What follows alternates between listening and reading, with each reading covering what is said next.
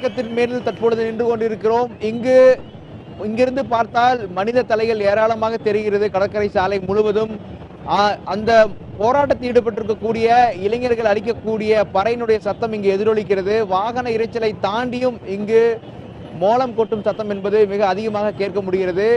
ஒட்டுமொத்தமாக ஒரு போராட்ட களமாக மட்டுமல்லாமல் பல்வேறு தமிழர்களுடைய பாரம்பரியங்களை எடுத்துக்கக்கூடிய இந்த போராட்ட களமாக இருக்கிறதையும் நாம் பார்க்க முடிகிறது. 4வது நாளாக ஜல்லிக்கட்டு நடத்த வேண்டும், பீட்டா அமைப்பை தடை செய்ய வேண்டும் என்ற 2 முழக்கங்களை முன்வைத்து இளைஞர்கள் கூட்டம் தற்பொழுது மெரினா கடற்கரை முழுவதும் குவிந்திருக்கிறார்கள்.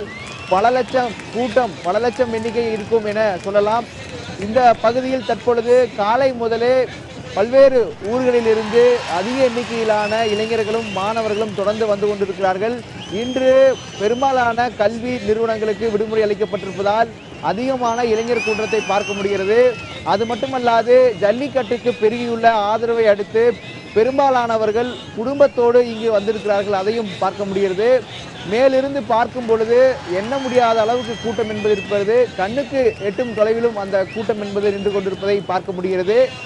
கலங்கரை விளக்கத்தில் தொடங்கி உழைப்பாளர் சிலை வரைக்கும் அந்த கூட்டம் நீண்டு இருப்பதை பார்க்க முடிகிறது.